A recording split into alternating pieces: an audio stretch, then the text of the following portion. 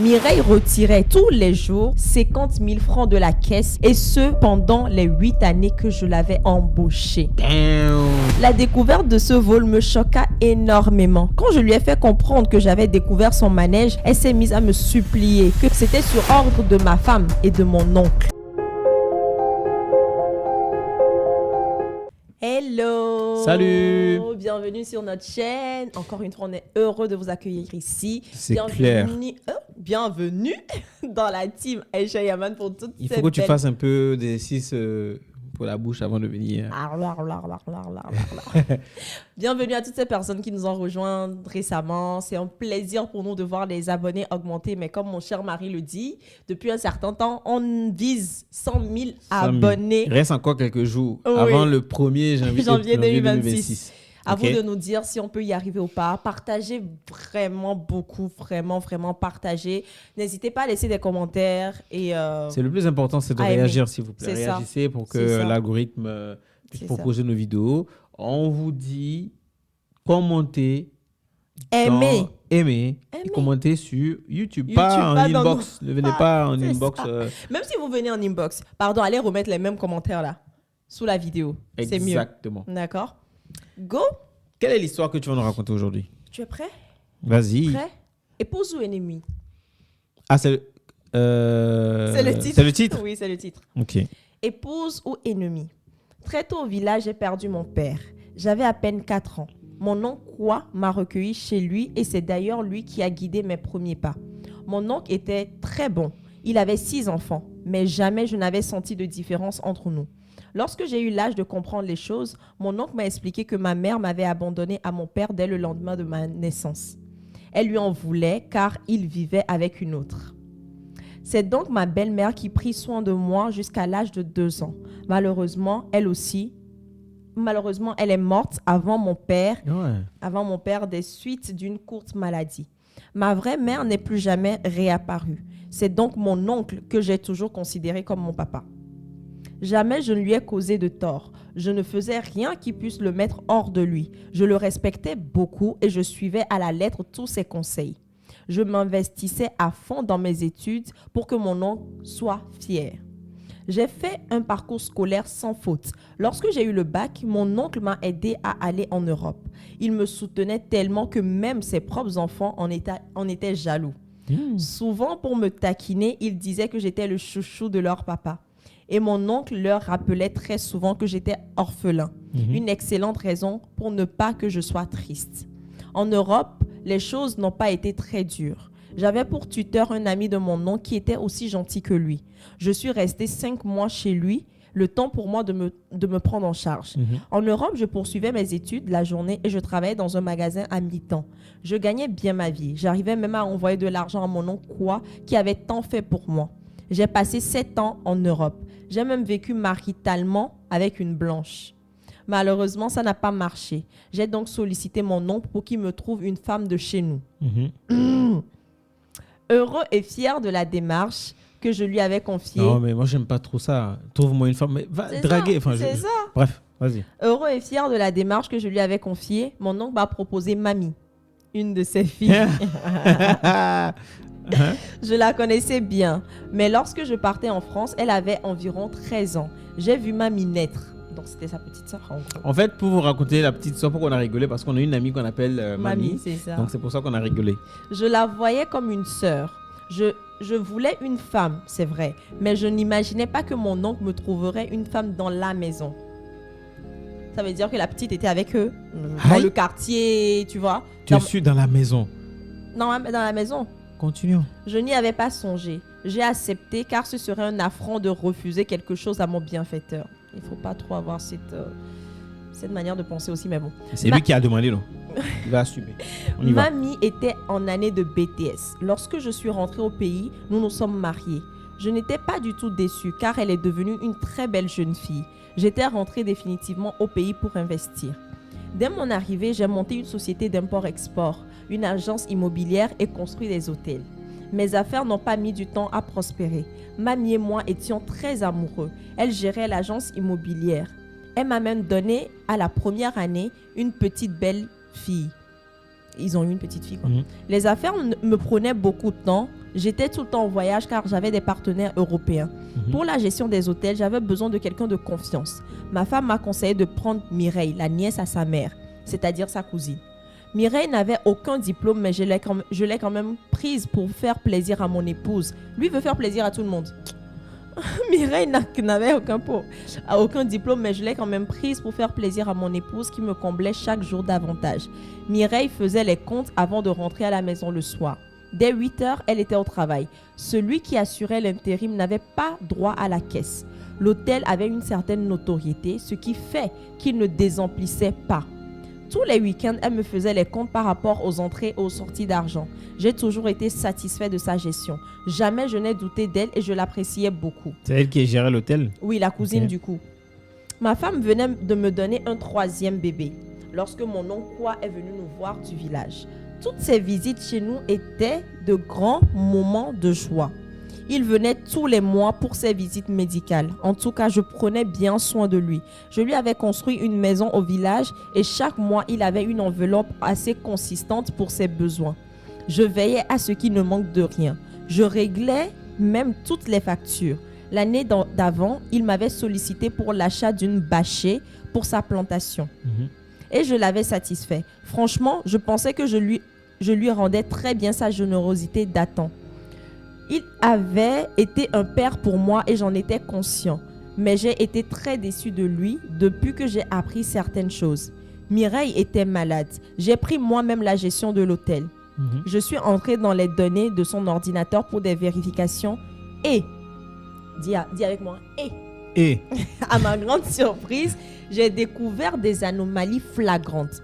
Mireille retirait tous les jours 50 000 francs de la caisse et ce pendant les 8 années que je l'avais embauchée. Damn. Le calcul. 50 000 francs chaque jour. Non, attends, je vais faire le calcul. Parce que j'ai envie de savoir ça fait combien.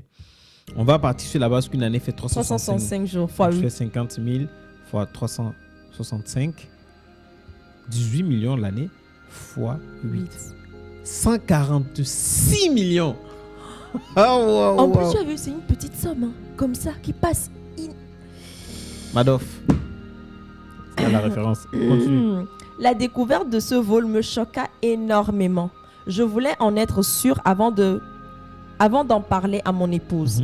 Dès que Mireille a repris le service, j'ai suivi ses comptes pendant 2 semaines et c'était pareil. Elle retirait tout cet argent alors qu'elle était très bien payée.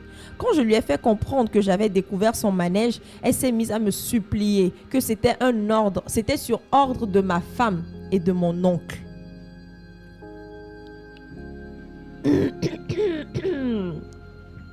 Le titre épouse ou ennemi.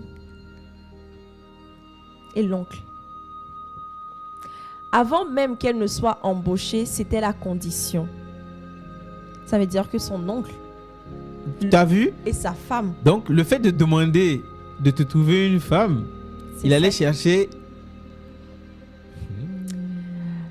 Elle devait donner 20 000 francs à ma femme, 20 000 francs à mon beau-père et elle-même garderait 10 000 francs.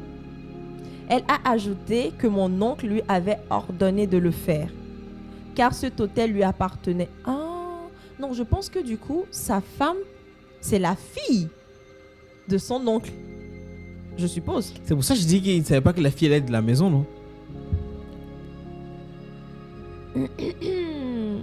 T'as vu? Mais c'est pas oncle, hein, parce qu'il avait dit au départ que c'est l'ami de son... Oui, je sais, mais en Afrique, on appelle oncle, oui. Continue. Elle a ajouté que mon oncle lui avait ordonné de le faire car cet hôtel lui appartenait parce qu'il m'avait mis à l'école.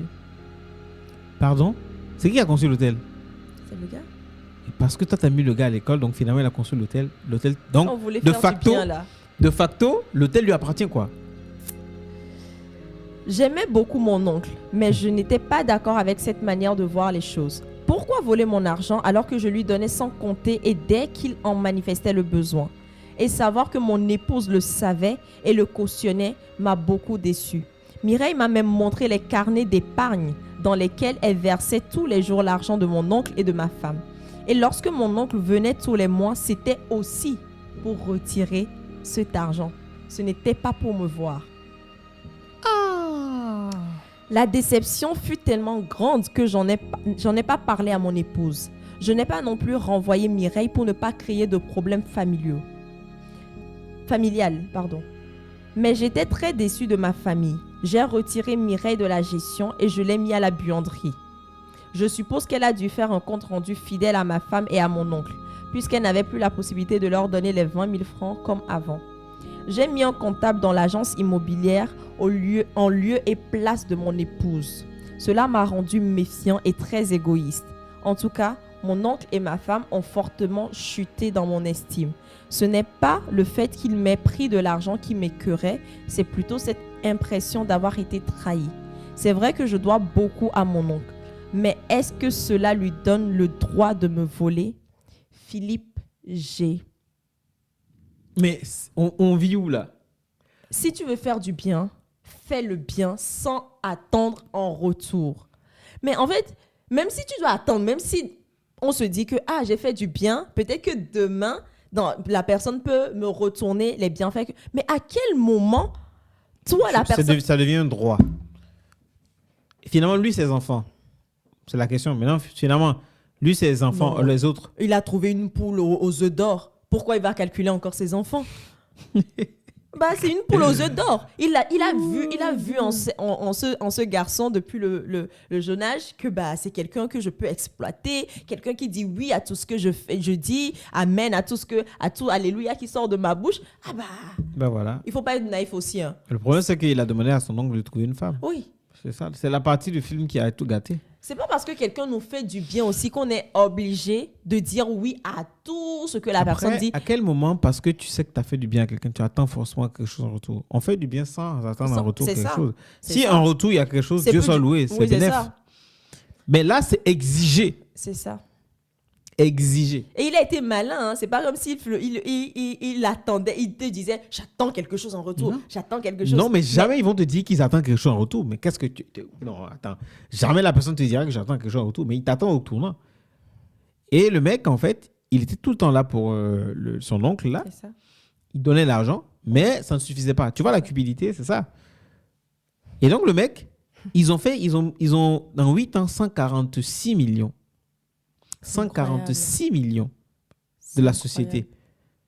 Mais même la femme. Mais c'est son ennemi. À quel moment?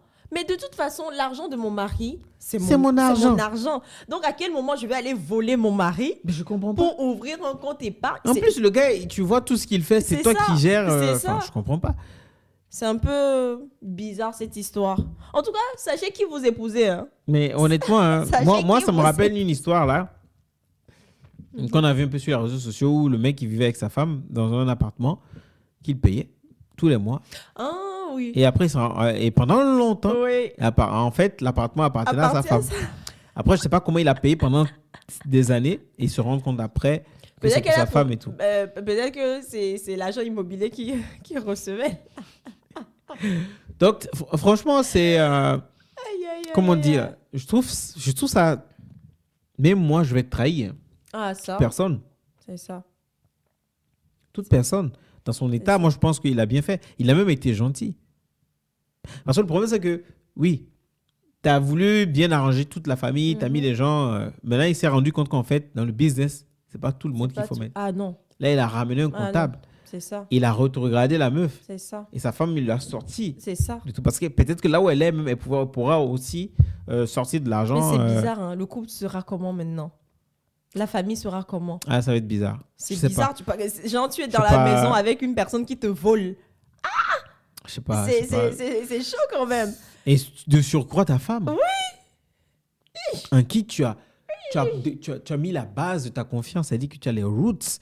Les racines de ta confiance. Elle aussi, elle est là, tranquille, je dors à côté de toi, on fait nos bails et tout. C'est le diable. Mais je te vole. C'est le diable qui est à côté de toi. En tout cas, chacun a l'obligation de se trouver soi-même son mari ou sa femme. Mais demander à quelqu'un... J'ai compris une chose. Je me rappelle quand je passais mon permis, la personne m'a dit ça, qu'il y a une dame aussi qui est partie épouser quelqu'un au pays. Elle a demandé qu'on lui cherche une personne et elle a épousé quelqu'un. Mais tout son malheur a commencé à partir de là. Elle était en Europe et dès le mariage, elle a vu un autre visage de la personne. C'est pour ça que je me dis, des fois, on se dit que, vu qu'on est à l'extérieur, vaut mieux aller chercher quelqu'un en Afrique ou dans le pays d'origine. Comme ça, on a le même mindset. Alors que c'est pas forcément ça. C'est pas forcément vrai. C'est pas forcément vrai. Parce que la personne va se dire, il est où? Elle est en Europe. Peut-être je vais faire semblant et tout. Etc. Mais il y a beaucoup encore de ce cas. Il y a beaucoup de jeunes femmes qui se font beaucoup avoir même des hommes. Hein. Moi, je connais, on m'a raconté une histoire. Elle était aux États-Unis, elle cherchait quelqu'un. Elle arrivait, le mec, il a eu l'opportunité. Il est arrivé aux États-Unis, c'est terminé. Elle s'est remariée encore avec une autre personne encore du pays, quoi, tu vois. Mais je trouve ça dommage. C'est dommage. Vous voulez quelqu'un, après, je peux comprendre qu'ils se disent, tout le monde se dit ça. Je peux trouver quelqu'un de chez moi pour s'entendre. Mais le problème, c'est que oui, vous êtes de la même culture. Mais est-ce que les intentions de la personne que tu c'est ça, sont bonnes. Je ne sais pas comment les gens tombent amoureux comme ça, rapidement. Bref. Comment tu es tombé amoureux de moi facilement comme ça quand tu m'as vu? Toi, tu m'as dragué. Voilà. Je quoi? C'est toi qui m'as dragué. Je quoi? Les femmes, chers amis, non. elles refusent. Oh non. Chaque fois qu'elles me faisaient des appels de phare. Non. Sur ça, là seulement, je t'ai dit, on ne sera jamais d'accord jusqu'à ce qu'on quitte cette terre. Quand on parle à chaque fois de ça, c'est elle qui s'enflamme. Moi, je suis serein. C'est parce que tu...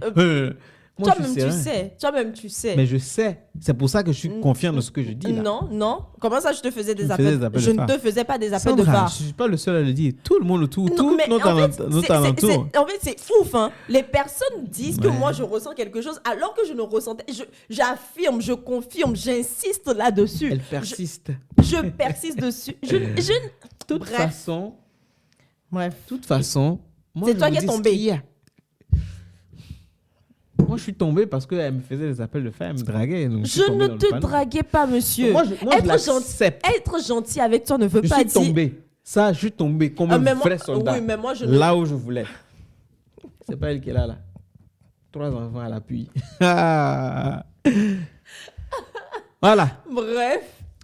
Sachez choisir vos conjoints. Franchement, sachez choisir. Soit c'est votre époux ou votre ennemi, soit c'est votre épouse ou votre ennemi. Eux. On se dit à très bientôt. À très bientôt. Bisous.